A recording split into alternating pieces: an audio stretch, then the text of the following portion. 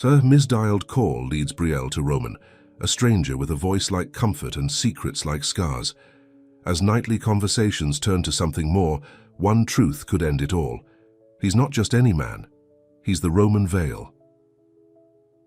Before we get into the story, comment below where in the world you are watching from today. The light from the crystal chandeliers reflected off the champagne glasses, creating a golden glow throughout the ballroom. Brielle Dawson stood in the corner, clutching her wine glass like a shield as she watched her younger sister, Vanessa, accept congratulations from yet another relative. 25 and already engaged to a doctor, Aunt Patty gushed loud enough for everyone to hear. And you, Brielle? Any special someone in your life yet? Brielle forced a smile. Not at the moment, Aunt Patty. Well, don't wait too long, dear. You're what now, 27? The good ones get snatched up quickly. Brielle nodded politely and moved toward the bar. This was the third glass of wine she'd had tonight, 3 more than she usually drank. But something about being the older single sister at her younger sister's engagement party made the wine taste particularly necessary. Another Chardonnay. Ceolise, she said to the bartender. Her father, Robert Dawson, appeared beside her. His salt and pepper hair was neatly combed, and his eyes, the same warm brown as Brielle's, showed concern. "Are you okay, Brie?" he asked, using the nickname he'd given her as a child. "I'm fine, Dad," she replied, taking the fresh glass from the bartender. "Just celebrating Vanessa's big news." Robert placed a gentle hand on her shoulder. "You know, your time will come too." "I know," she said, though she wasn't sure she believed it. "I'm really happy for Vanessa. Dr. James Whitfield is perfect for her." "He is," her father agreed. "But there are different kinds of perfect for different people." "Your perfect is out there too," Brielle nodded, fighting back unexpected tears. Since her mother had died when she was 12, her father had raised both girls alone. He'd always believed in her, even when she chose a modest job at the community library instead of pursuing something more ambitious like her sister's medical career. "Thanks, Dad," she said, giving him a quick hug before he was pulled away by more relatives. 3 hours and 2 more glasses of wine later, Brielle fumbled with her keys outside her apartment door. The small one-bedroom in Atlanta wasn't much, but it was hers, filled with books, cozy furniture, and the dreams she poured into her children's stories at night after work. Once inside, she kicked off her heels and collapsed onto her sofa. The silence of her apartment felt heavier than usual tonight.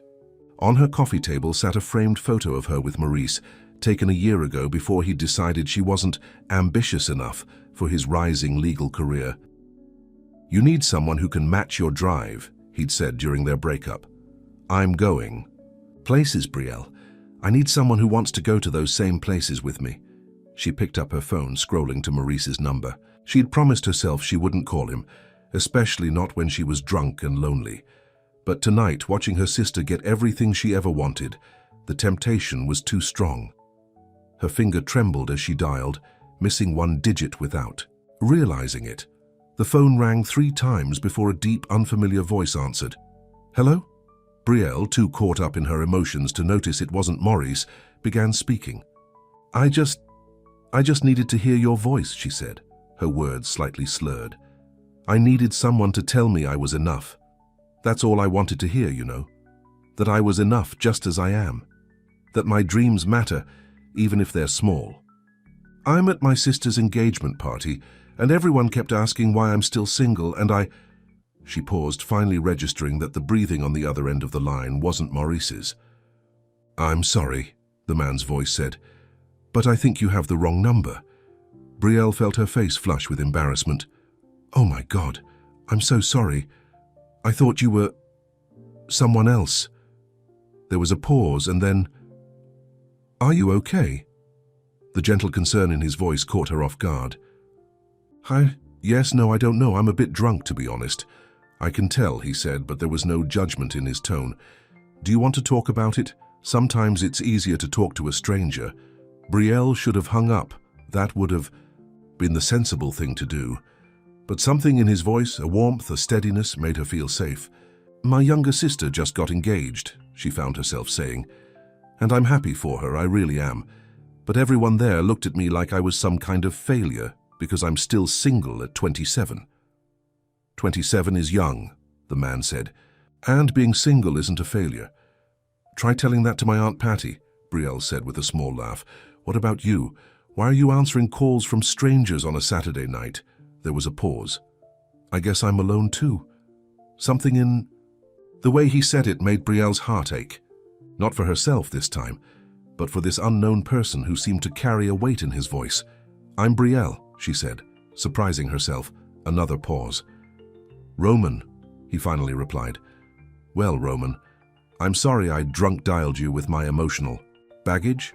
I'm not, he said simply. Brielle smiled despite herself. I should let you go. You don't have to, Roman replied, unless you want to. And so they talked.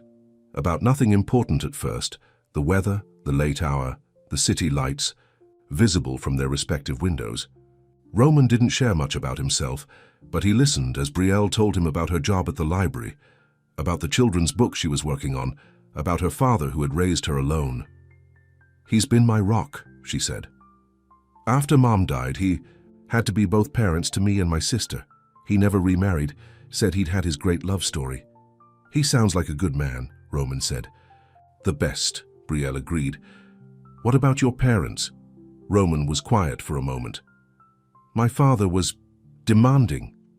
Success was the only acceptable outcome in our house. My mother tried to balance him out, but she died when I was in college. I'm sorry, Brielle said softly. It was a long time ago, Roman replied, his tone suggesting he didn't want to elaborate further. By the time they hung up, almost 2 hours had passed, and Brielle was significantly more sober. She fell asleep that night thinking about the stranger, named Roman, with his deep voice and careful words. The next morning, Brielle woke with a pounding headache and fragmented memories of the previous night. As the fog cleared, she remembered the call, not to Maurice but to a wrong number. To Roman. Oh God, she groaned, burying her face in her pillow.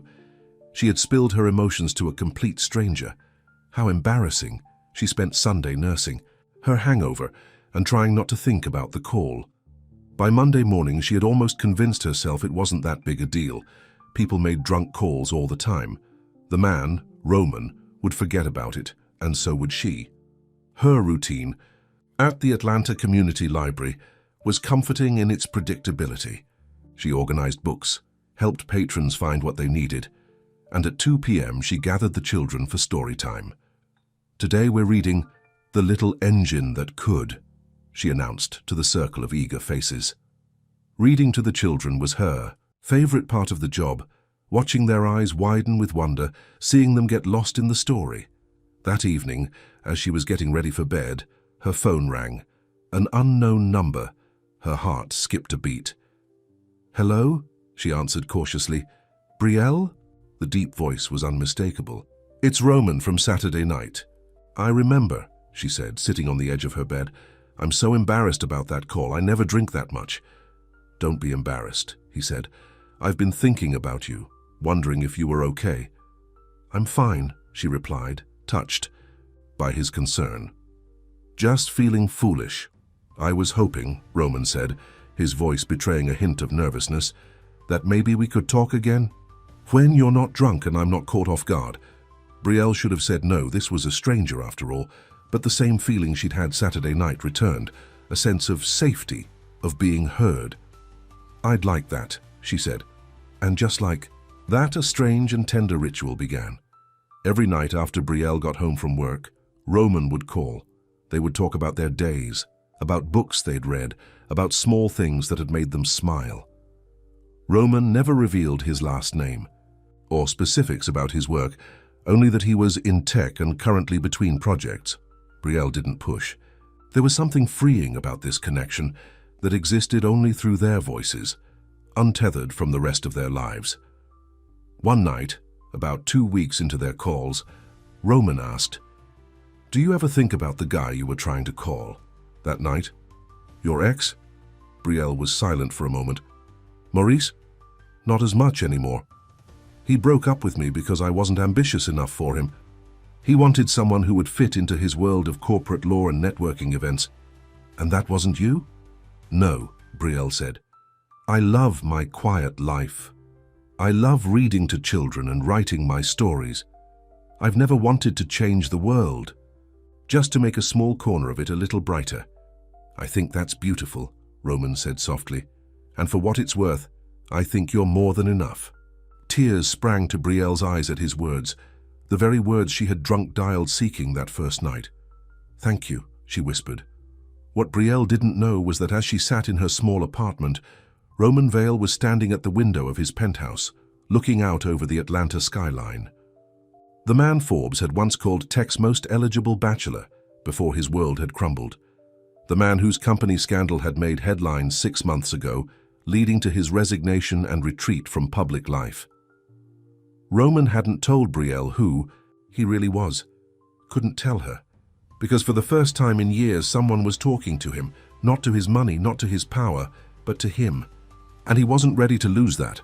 Not when her voice had become the only thing keeping his loneliness at bay. Not when he was falling in love with a woman he'd never even seen. 1 month into their nightly calls, Brielle found herself rushing home, from work each evening, eager to hear Roman's voice. Their conversations had become the highlight of her days, a secret joy she hadn't shared with anyone, not even her sister or father. You seem different lately, her co-worker Tasha commented one afternoon as they shelved books together at the library. Happier, like you're glowing or something, Brielle blushed. Do I?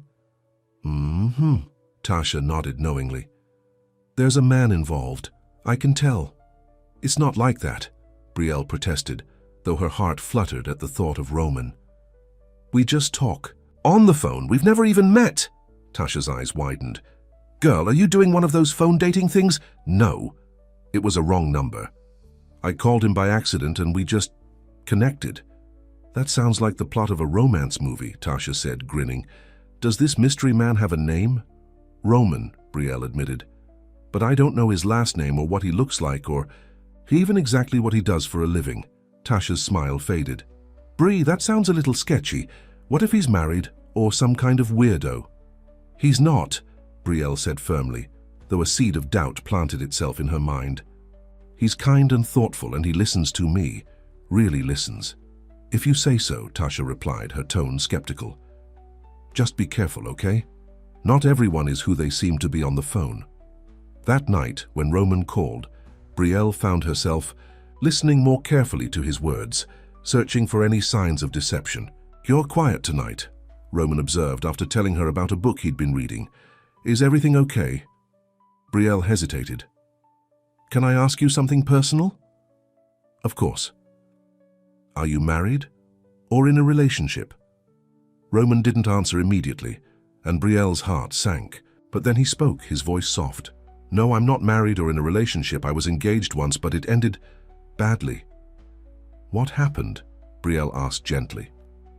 Roman sighed. Let's just say she was more in love with what I could give her than with me. I'm sorry, Brielle said. I shouldn't have asked. No, it's a fair question. We've been talking for weeks and you know very little about me. I'm sure your friends think I'm some kind of mystery man with something to hide. Brielle laughed softly. That's almost exactly what my friend Tasha said today. Smart friend, Roman said. So what else do you want to know? Why won't you tell me your last name or what you really do for work? Another pause. Because I'm afraid it would change things between us. I like that you talk to me without any preconceptions. Just me, just Roman. That's cryptic, Brielle said.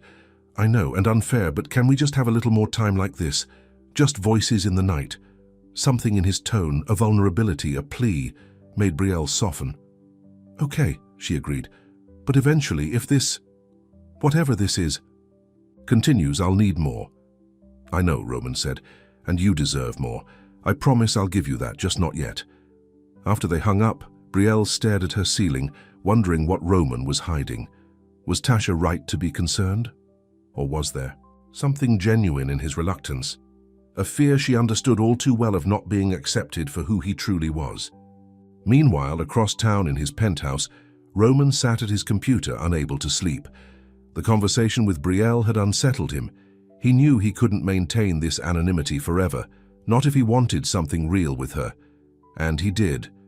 More than he'd wanted anything in a long time. On impulse, he typed her name into a search engine. Brielle Dawson, Atlanta Library. Several results appeared. A staff listing for the Atlanta Community Library, a few social media profiles, and then something that caught his eye. A literary blog called Whispers and Wonder, Stories for Young Hearts, by Brielle Dawson. Roman clicked on the link. The blog was simple but charming, with a watercolor header of books and stars. It hadn't been updated in over a year, but it contained dozens of short stories for children, poems, and personal essays about literature. He clicked on a post titled The Girl Who Called the Stars. It was a short story about a young girl who felt invisible until she discovered she could speak to the stars at night, forming friendships with the distant lights that no one else could hear. Roman read every word twice. The story was beautiful in its simplicity, tender and hopeful, just like Brielle. In her writing, he could hear her voice, feel her heart. It was like getting a glimpse into her soul. At the end of the post was a brief personal note. This story is dedicated to my mother, who taught me that even when loved ones leave us, they're still listening. And to my father, who showed me that the quietest love is often the strongest. Brielle Dawson. Atlanta Roman's throat tightened with emotion.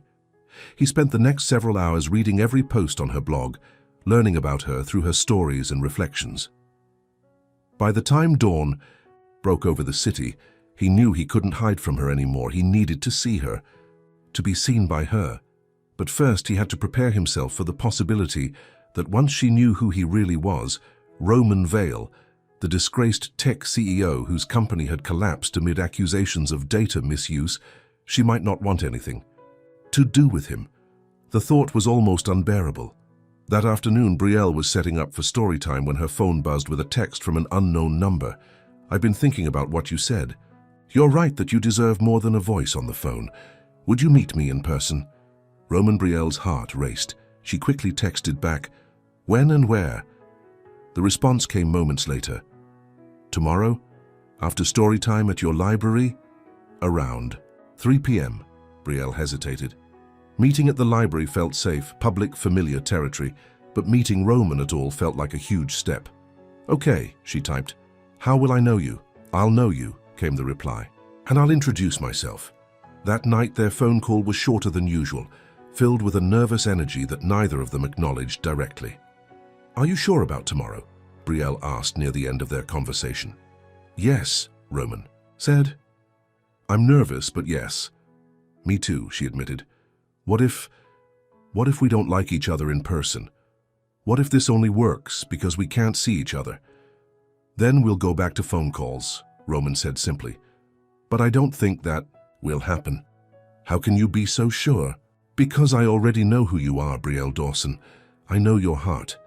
The next day, Brielle changed her outfit 3 times before work. She finally settled on a simple blue dress that her sister always said brought out her eyes. She applied light makeup and spent extra time on her hair, all while telling herself not to get her hopes up. At the library, she could hardly focus on her tasks. Tasha noticed her distraction and raised an eyebrow. "Today's the day, isn't it? You're meeting phone guy." Brielle nodded. "After story time." "Want me to stick around? You know, just in case he turns out to be a creep?" "He's not a creep," Brielle said, though her stomach fluttered with nerves. "But yes, maybe hang around for a few minutes." Storytime was a special one that day. A local author had released a book about Atlanta's history for children, and a small crowd had gathered. Brielle took her usual seat in the reading nook, surrounded by children sitting cross-legged on colorful cushions. As she began to read, her eyes occasionally darted to the library entrance, wondering if Roman was already there, watching. The thought made her voice shake slightly, and she forced herself to focus on the story, on the children's eager faces. Near the back of the room, standing quietly behind the last row of parents, Roman Vale watched Brielle read. His heart pounded in his chest. She was even more beautiful than he had imagined, with warm brown eyes that lit up as she read, soft curves, and a gentle smile that made the children lean in closer to hear her words. He had dressed simply today, jeans, a button-down shirt, no tie. Nothing like the tailored suits he'd worn in his CEO days. His dark hair was longer than it had been in the Forbes profile photos, and he'd grown a short beard in the months since his public disgrace. As Brielle finished the story and the children clapped, Roman took a deep breath. It was time. He watched as she chatted with parents, helped children find books, and glanced nervously at the clock. Waiting for him. Finally, as the crowd thinned, he approached. Tasha was standing protectively nearby, pretending to organize a display while keeping an eye on Brielle. "Brielle?" Roman said softly. She turned, and their eyes met for the first time. Recognition wasn't immediate.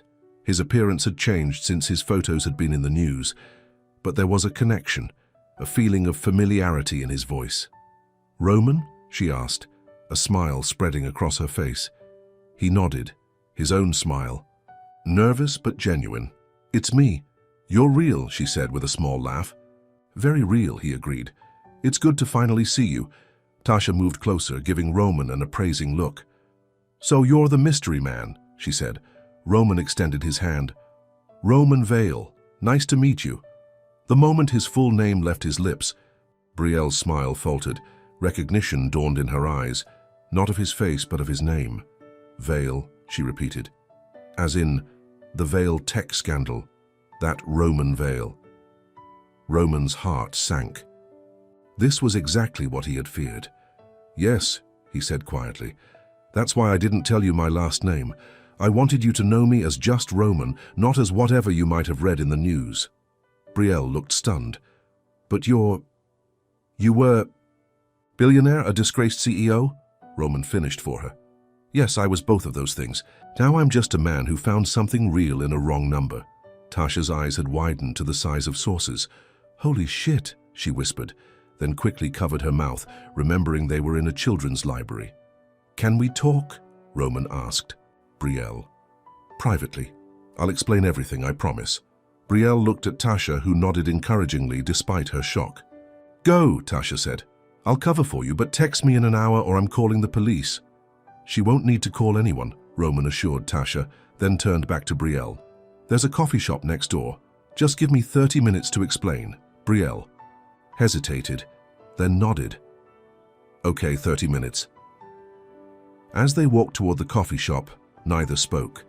The comfortable connection they'd built over the phone had been replaced by a tense silence. Roman held the door open for her, and they found a quiet table in the corner. "I read your blog," Roman said after they'd ordered. "Your stories. That's how I knew it was you at the library. I should have told you that." "You should have told me. A lot of things," Brielle replied, her voice steady despite her inner turmoil. "Like the fact that you're Roman Vale, the tech mogul who lost everything in a privacy scandal." "The media got most of it wrong," Roman said. "But yes, I lost everything. My company, my reputation. My fiancé left the day the news broke. Is that supposed to make me feel sorry for you?" "No," Roman shook his head. "It's just context. I'm not the villain they painted me to be, but I'm not blameless either. I made mistakes. I trusted the wrong people." Brielle studied his face. The man across from her was not what she had expected. Not the polished, arrogant CEO from the news headlines, but someone with tired eyes and genuine remorse. "Why me?" she asked finally. "Why did you keep talking to me that first night?" Roman's expression softened. "Because you were honest, vulnerable. You weren't trying to impress anyone or get anything, and your voice, and it felt like coming home to a place I'd never been before." Despite herself, Brielle felt her anger beginning to dissolve. "That's a good line." "It's not a line," Roman said. "For the first time in years, I found someone who wanted nothing from me except conversation. Do you know how rare that is in my world?" Their coffee arrived, and Brielle wrapped her hands around the warm mug, thinking. "So what happens now?" she asked. "Now that I know who you really are." Roman looked at her with hope and fear battling in his eyes. "That depends on you, on whether you can forgive me for not being completely honest. On whether you can see me, just me, the way you did on the phone." The choice hung in the air between them, as fragile and precious as the connection they'd built through their voices in the dark. Brielle stared at Roman across the coffee shop table, her emotions swirling like a storm. The man she'd connected with over countless late-night phone calls was Roman Vale, Tech genius, former billionaire, central figure in a privacy scandal that had dominated headlines 6 months ago. "Why didn't you just tell me?" she asked, her voice barely above a whisper. Roman's eyes held genuine pain. "At first, I was afraid you'd hang up if you knew who I was. Then, as we kept talking, I became terrified of losing what we had." "What exactly do we have, Roman?" Brielle challenged. "A relationship built on half-truths?" "No," he said firmly. "Everything I shared with you was real. My feelings, my thoughts, my past. I just omitted my last name and the specifics of my career. Those are pretty big omissions." Roman ran a hand through his hair, frustration evident. "Would you have given me a chance if you'd known from the beginning? Or would you have seen the headlines and decided I wasn't worth knowing?" The question hung between them. Brielle wanted to say she would have been open-minded, but she wasn't certain that was true. "I don't know," she admitted. "But you didn't. Give me the chance to decide for myself." Roman nodded slowly. "You're right. I was a coward." A moment of silence passed between them, the coffee shop noise fading into the background. "So what happened?" Brielle finally asked. "With your company?" Roman's expression darkened. "The short version, my CFO and my head of data security were selling user information to third parties. When I discovered it, I was going to go public, but they moved first, framed me as the mastermind, used emails they doctored to make it look like I'd authorized everything. And no one believed you?" "Some did, not enough. The board asked for my resignation. My fiancée Sophia left the same day, took the ring but left the prenup." His laugh was hollow. "Turns out she was more interested in my bank account than my character." Brielle felt a pang of sympathy despite her anger. "That's terrible. The investigation is ongoing. My lawyers think we'll clear my name eventually, but the damage is done." Roman looked at her intently. "But none of that matters, as much as what happens right now with us." "I don't know what to say," Brielle replied honestly. "I feel like I know you, but I also feel like I don't know you at all." "Then get to know me," Roman pleaded. "The real me, not the voice on the phone, not the CEO in the headlines. Just me, sitting here asking for a chance." Part of Brielle wanted to say yes. The connection they'd formed was unlike anything she'd experienced before, but another part felt betrayed, manipulated. "I need time," she said finally. "This is a lot to process."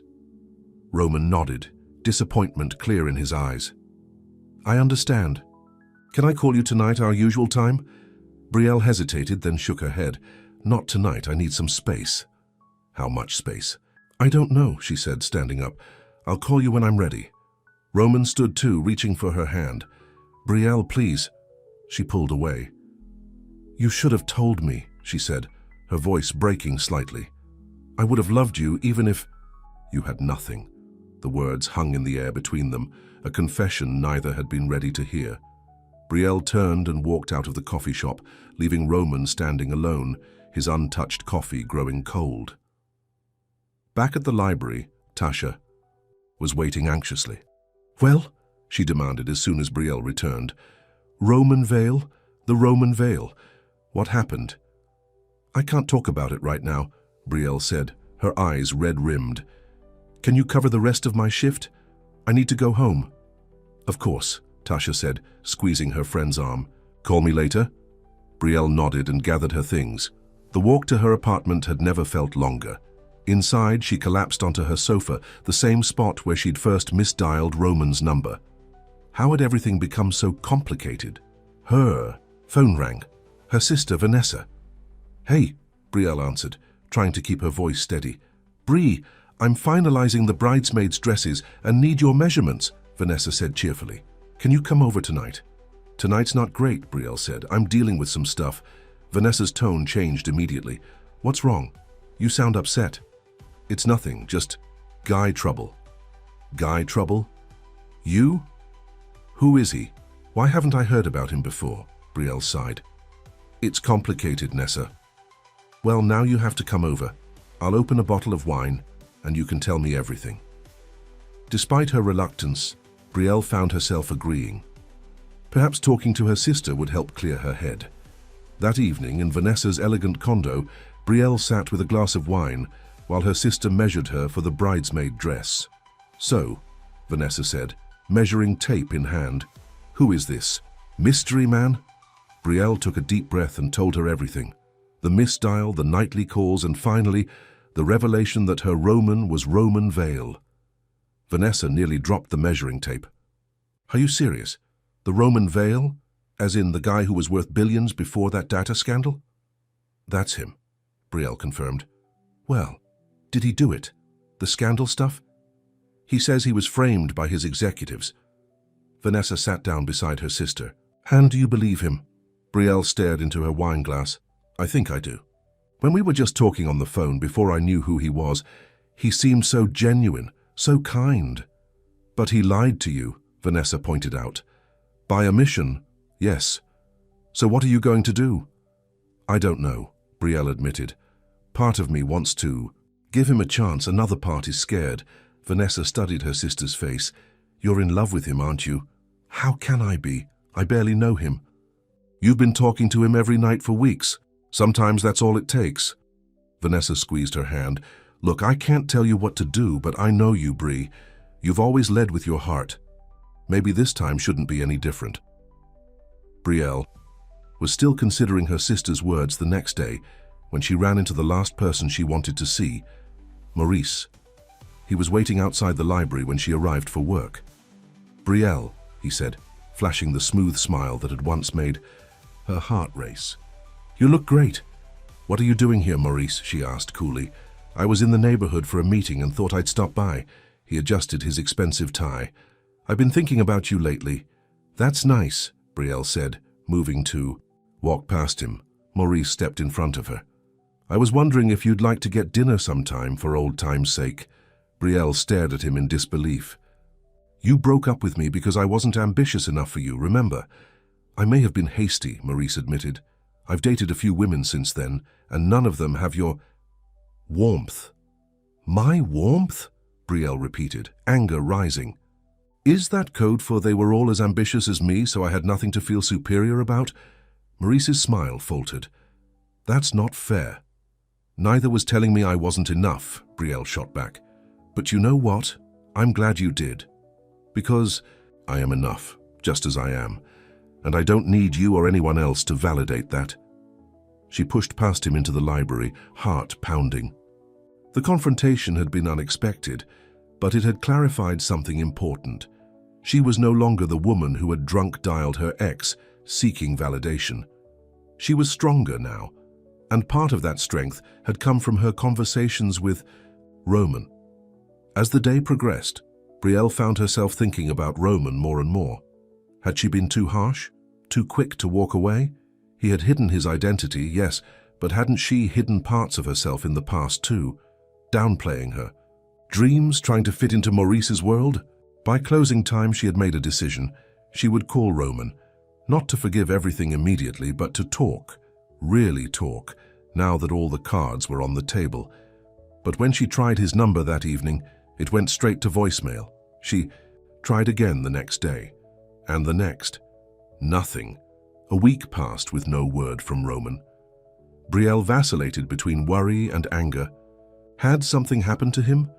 Or had he simply given up on her after she walked away? On Friday afternoon, as Brielle was shelving books, Tasha approached with a tablet in hand. "You might want to see this," she said, her expression grave. Brielle took the tablet. On the screen was a business news article dated that morning. Vale vindicated. Former CEO cleared in data scandal as new evidence emerges. She quickly scanned the article.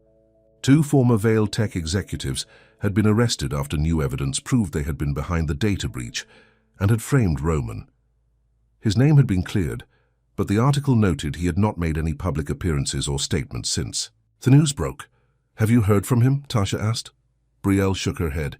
"I tried calling, but he doesn't answer."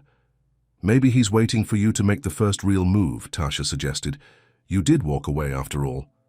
"I know," Brielle said quietly. "I was hurt and confused. So what are you going to do now?" Before Brielle could answer, her phone rang. Her father's name flashed on the screen. "Dad, everything okay?" "Brie," her father's voice was urgent. "I need you to come to Atlanta General right away. I'm in the ER." What happened? Brielle asked, her heart racing. Chest pains. They're running tests. It's probably nothing, but I'm on my way, Brielle said, already grabbing her purse. She rushed to the hospital, fear gripping her heart. Her father was all she had left of her childhood family. The thought of losing him was unbearable. In the ER waiting room, she was surprised to find Vanessa already there, pacing anxiously. "Any news?" Brielle asked, hugging her sister. "They're doing an angiogram," Vanessa replied. "The doctor thinks it might be a blockage." The sisters waited together, holding hands like they used to as children during thunderstorms. After what felt like hours, a doctor approached them. "Your father has a significant blockage in one of his coronary arteries," she explained. "He needs surgery, a coronary bypass.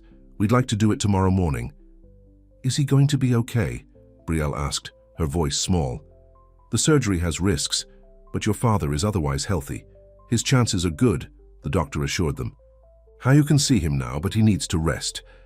In the hospital room, Robert Dawson looked smaller than Brielle had ever seen him, connected to monitors and IV lines.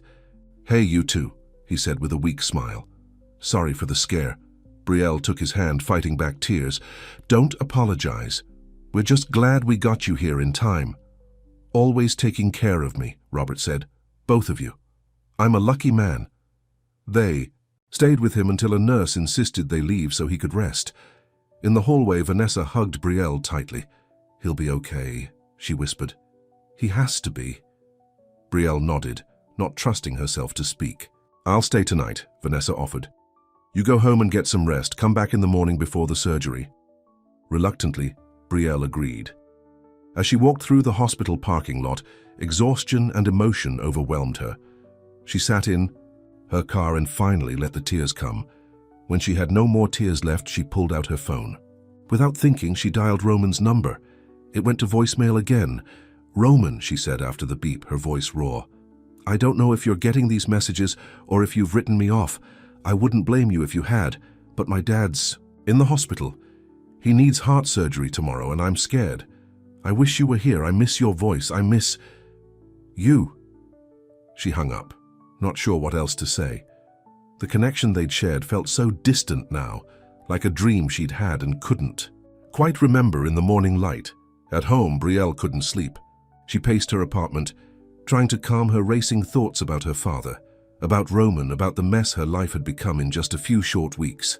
Around midnight, there was a knock at her door. Cautiously, she looked through the peephole. Roman stood in the hallway, his face etched with concern. Brielle opened the door, too surprised to speak. "I got your message," Roman said simply. "I came as soon as I heard. Tell me what you need."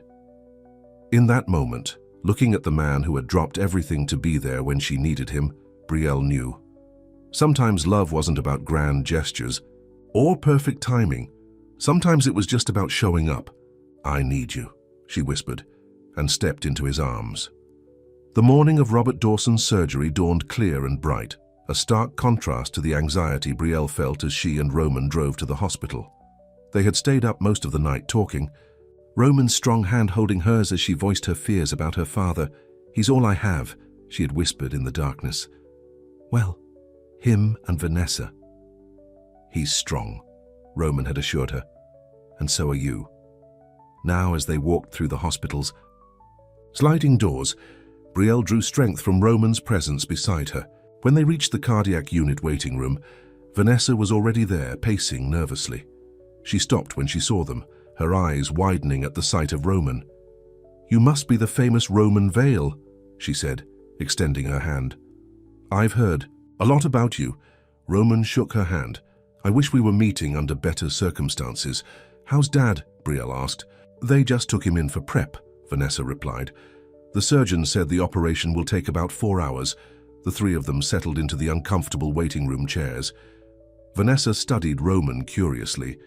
"So," she said finally, "you're the guy who swept my sister off her feet with nothing but a wrong number and a good phone voice." Roman smiled. "I think it was more the other way around." "I saw the news," Vanessa continued, "about your company. Congratulations on clearing your name." "Thank you," Roman said. though it doesn't undo all the damage. What will you do now, she asked. Go back to running Veil Tech? Roman shook his head. No, I've sold my remaining shares. It's time for something new. Brielle looked at him in surprise. This was news to her. Roman caught her expression and took her hand. I've been doing a lot of thinking these past weeks about what really matters. Success isn't always what we think it is. The conversation was interrupted by the arrival of the surgeon, Dr. Reynolds, who introduced herself and explained the procedure in detail. We'll keep you updated throughout the surgery, she assured them. Mr. Dawson is in good hands. As Dr. Reynolds walked away, Brielle felt a rush of fear. Roman seemed to sense it and squeezed her hand. How about I get us some coffee, he suggested. It's going to be a long morning. As soon as Roman was out of earshot, Vanessa leaned toward her sister. Okay, he's even more handsome in person than in those magazine photos. And he seems genuinely nice. He is, Brielle said softly. He dropped everything to be here with me.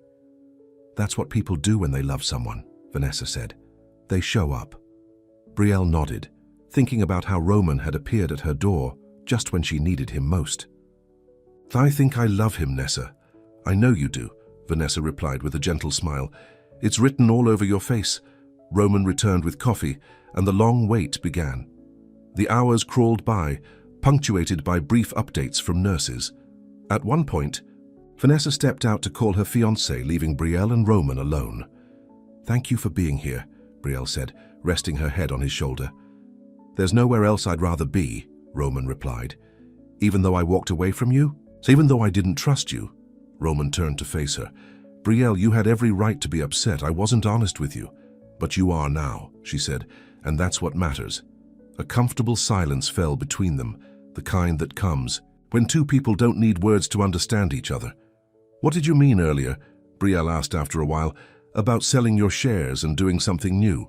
Roman's eyes lit up. I've been working on an idea, a foundation that would focus on digital literacy and privacy education for children, teaching kids how to protect themselves online, how to recognize what information should be private. That sounds amazing, Brielle said.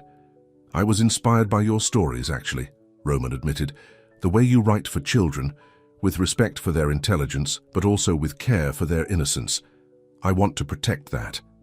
Before Brielle could respond, Dr. Reynolds appeared in the waiting room doorway, still in her surgical scrubs. All three of them stood. The surgery went well, she said with a smile. We were able to bypass the blockage and Mr. Dawson's heart is pumping strongly. He's in recovery now. Relief washed over Brielle, and she found herself leaning against Roman for support. When can we see him? Vanessa asked. He'll be in intensive care for at least 24 hours, Dr. Reynolds explained. You can see him briefly once he's settled, but only immediate family for now.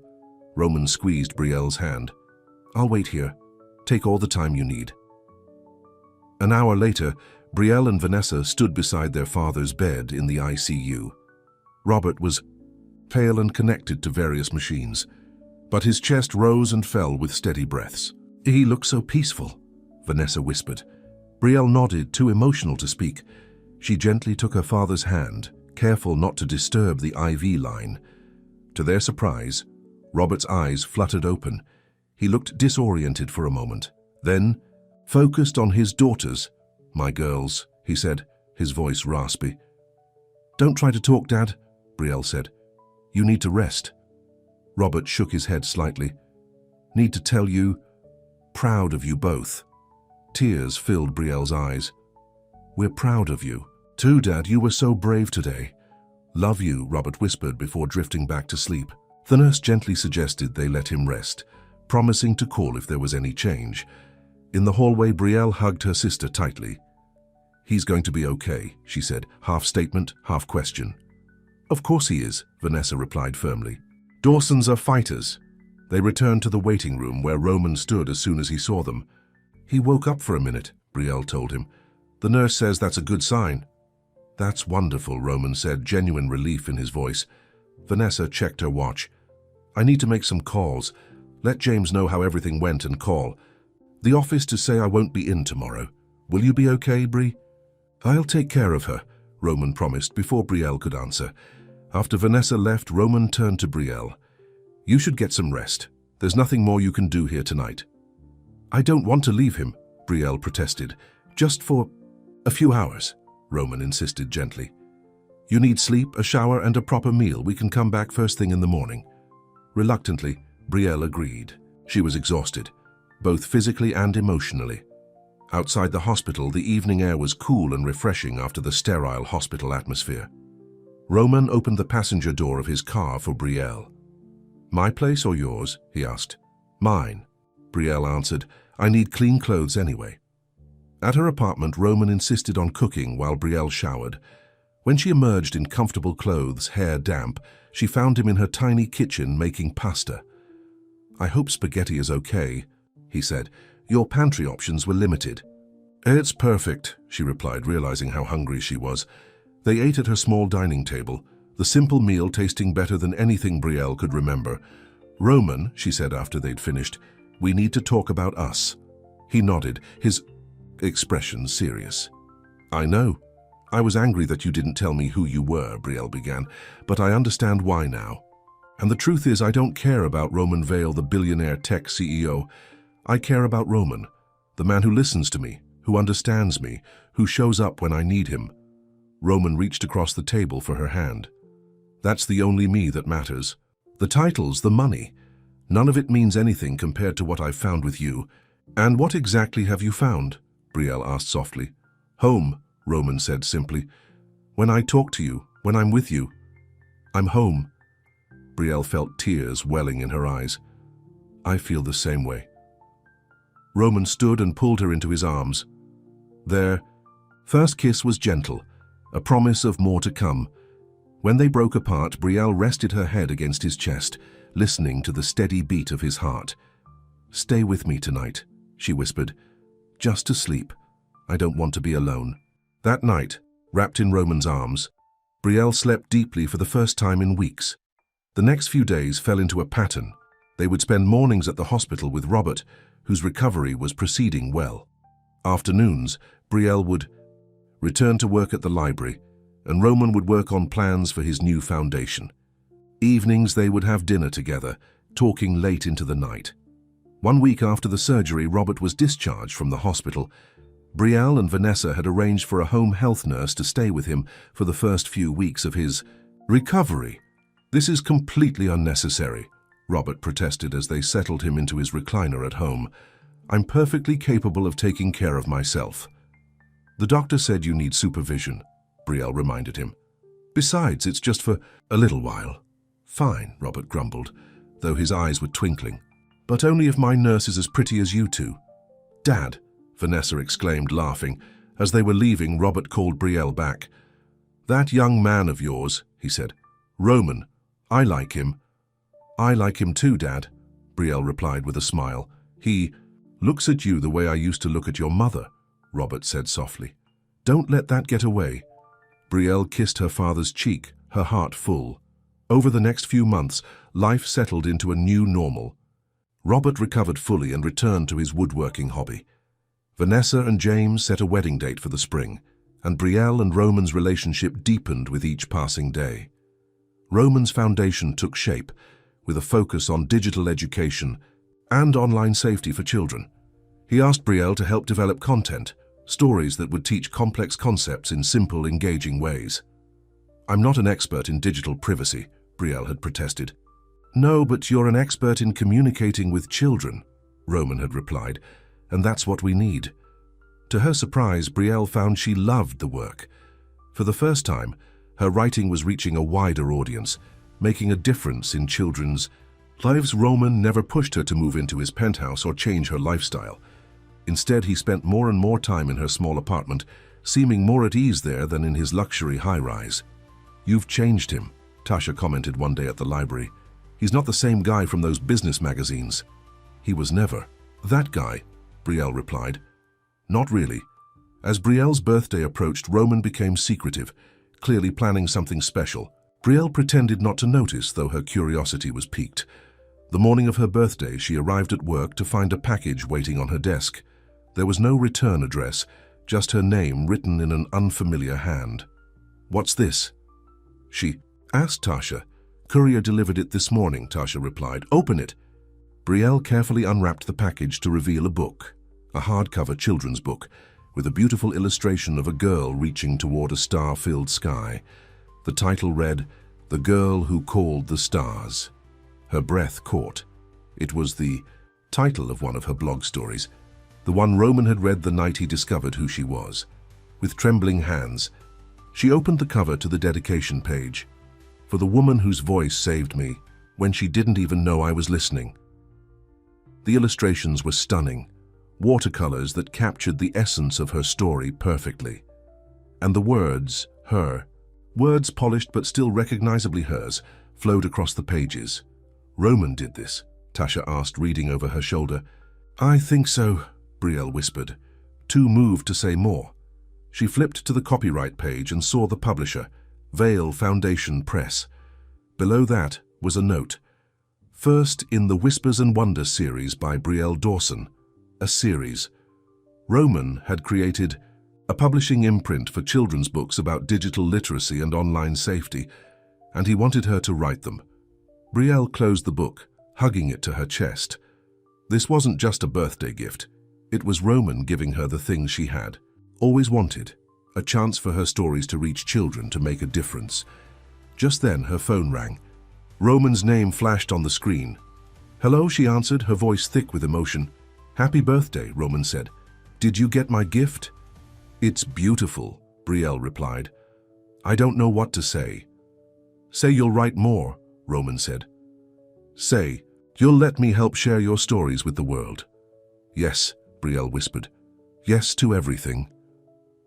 Everything? Roman asked, his voice suddenly serious. Because I have another question for you. Brielle's heart skipped a beat. What question? Open the book to the last page, Roman instructed. Brielle did as he asked. There, on the final page of the story, where the girl finally reached the stars, was a small envelope taped to the page. With shaking fingers, she opened it. Inside was a simple note. Turn around. Brielle spun around to find Roman standing in the library doorway, phone still to his ear. In his hand was a small velvet box. Roman, she breathed. He walked toward her, ending the call and putting his phone away. The library had gone quiet, all eyes on them. Brielle Dawson, Roman said, stopping in front of her. A wrong number brought me your voice in the darkness when I needed it most. You loved me when I had nothing to offer but myself. You taught me what really matters. He opened the box, revealing a ring with a single star-shaped diamond. Will you keep talking to me? Every night for the rest of our lives? Tears spilled down Brielle's cheeks as she nodded. Yes, she said, always yes. As Roman slipped the ring onto her finger and pulled her into a kiss, applause erupted around them. Brielle barely heard it. She was home, in the arms of the man who had been just a voice in the night and had become her everything. The phone call that had started it all, a wrong number on a lonely night, had led her to the right heart after all.